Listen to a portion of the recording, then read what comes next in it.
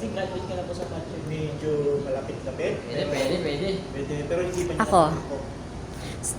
Kasi pinakinggan ko yung broad. Simple lang, simple. Pinakinggan ko yung 1 Timothy 3. Sabi niya gano'n, kapag mag-aasawa ka na, sabi niya, manliligaw ka na, dapat you are prepared spiritually and financially, and sabi niya, kailangan mag-asawa kung napoprovide mo yung tahanan, mapoprovide mo yung tahanan, tsaka pagpapakain sa ano, lalo na yung spiritual, sabi niya. Kasi, sabi niya, bilang tatay ka, kailangan kaya mong pangalagaan spiritually, materially, yung mapapangasawa mo. Kaya mo na yung talatang yan. And then, Yan yung sagot.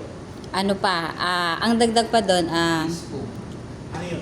bishop, Anong ibig sabihin? Pastor. Yun! Wala sinabi ko rin kanina pastor ah. Maging pastor. Di ba yung pagkasabi mo? Maging pastor. yun nga, di ba sinabi ko kasi 1 Timothy 3, Yan ang sagot. mag-aalaga ka ng Yun pamilya. ang graduation mo. Mga katangian niyo pastor ba? Sino mang Kasi hindi alam ng mundo. Ang alam ng mundo, mag-asawa, magkaroon ng pamilya. Ano yan? Sa libutan tawag yan. Ano yung concept idea of word yan yung para lang katulad sa ano lang natural ng pamilya na nag-asawa, nagkaroon ng mga anak, hanggang doon lang. Pero wala silang ibig sabihin ng tunay na dahilan ng pag-aasawa. Pastor. Kuya, ito pagdatingin mo na. May maghapon na naman ako.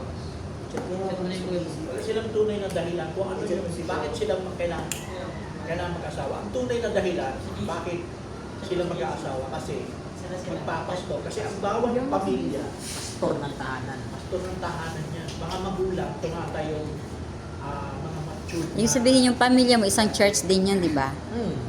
Doon magsisimula bride din yun eh. Yeah, Kasi pastor. kung tingnan mo, kung ang pamilya hindi nakaabot dyan, anong pamilya? Anong klaseng pamilya? Pwede sabihin natin, depende. Disente sila, sabihin natin, very professional sila. Pwede marami yun sa sanlibutan, di ba? Disente sila, anong tawag doon?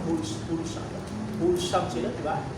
Mga disente ang buhay nila, walang mababait sila, di ba?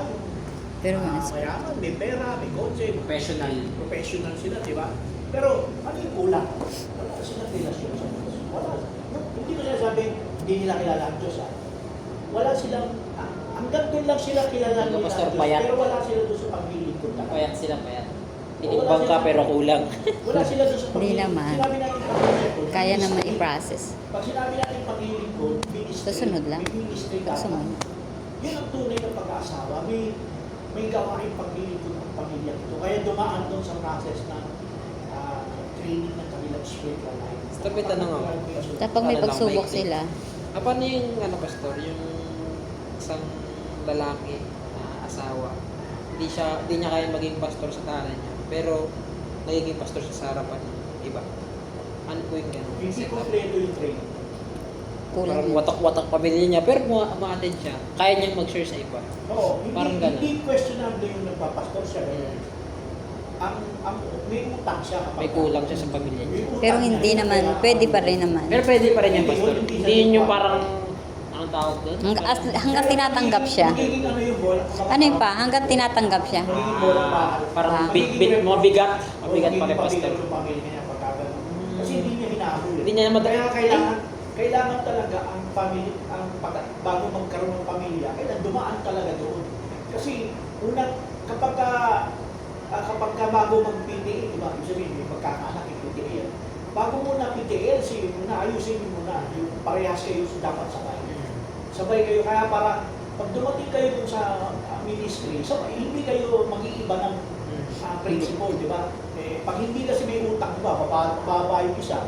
Pero dahil kayo talaga. Pero kung masunurin naman. Pastor, yun na yung sinasabi ni Father na magiging pantay yung babae at Oo, lalaki. dapat pantay. Yan yung kasal kay Kristo. Kaya nga may training, kaya may LCM. Kailangan hindi Nag-uunawaan. dapat iwanan yung babae, hindi rin dapat kung babae yung mature, hindi rin dapat may iwanan yung lalaki. Pantay lang. Dapat magpantay sila. Pantay sa layunin. Bago sila umabot doon sa yung ano tawag mo solemnity, umaharap sila sa ano na kakasal sila.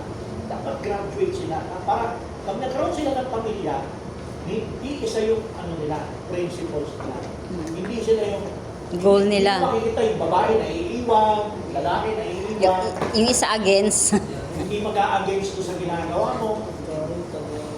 Ganun yung ibig sabihin. Hindi, Halimbawa, yung lalaki nagpapastor na, tapos yung babae hindi na isabay, magiging balaki. Kasi, Hindi ba pastor magiging kargo ng dugo ng lalaki? Isa pa, yung dugo pa Kaya niya. hindi niya hinahayaan niya, hamo na yun. hindi, ang magiging kasi parehas naman silang believers. Kaya lang, hindi nga tayo inaabot, hindi na ipantay ko pala.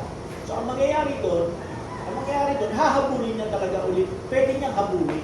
Kaso, Para isa ba? medyo mahal. Pero sagot pa rin pa yun, pastor, ng lalaki kasi hindi niya hinahatak ng babae. Ito naman parang lagi silang magkasama lang. Magiging Oo, babae. yan ang purpose kung bakit may submission talaga.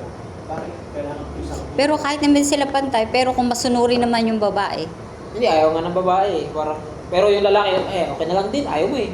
Hindi niya na pinilit. Kaya nga, yung ganong attitude ng lalaki, kaya naging ganon yung babae dahil sa ganon, ay, ang nabala ka. Yun, mali yun.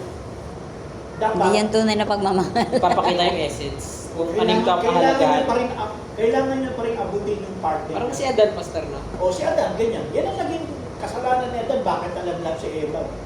Kasi, Tinamaan niya. pinapabayaan na niya, relax si Adan. Okay, bahala ka. Diba? Kakikita niya lang, kausap na. Papangalan ako ng mga hayop dito, mamaya ka na. Diba? Abala. Abala sa ibang bagay. Ganun ang nangyari. Kaya, sa tanong mo kasi ganyan, totoo talaga may Ganun. hindi lang sa lahat yan, lahat ng simbahan yan. May mga nagpapastor talaga nakikita. Ako kahit ako nakikita ko eh. Talaga pa mag-preach yung pastor sa akin. Yung anak nag-computer. Talaga, tungkol sa pamilya. Pero yung mga kongregasyon niya, ganun sa kanya,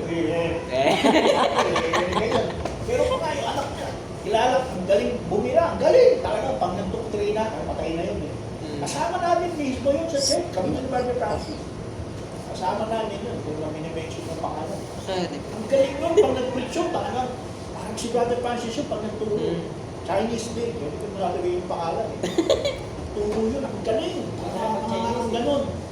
Pero, Sa yung pamilya. anak, yung asawa niya, yung anak niya, sa gawain talagang, parang Paypay. Istanbul. Istanbul. Hindi yung mga anak, nag-pray siya, nakagano sa tablet, cellphone, naglalaro pa. Nasa likuran. Hindi niya masaway. Kaya nakikita ng mga kapatiran. So, yung ganun larawan, yung sinabi mo kanina, kasi kilala natin, nasundan namin sila. Yung kanilang pagsasama, hindi, nagkaroon sila rin talaga ng pagsasama na may Bible study, ganyan. Pero hindi talaga na kumpleto. No. Kumbaga,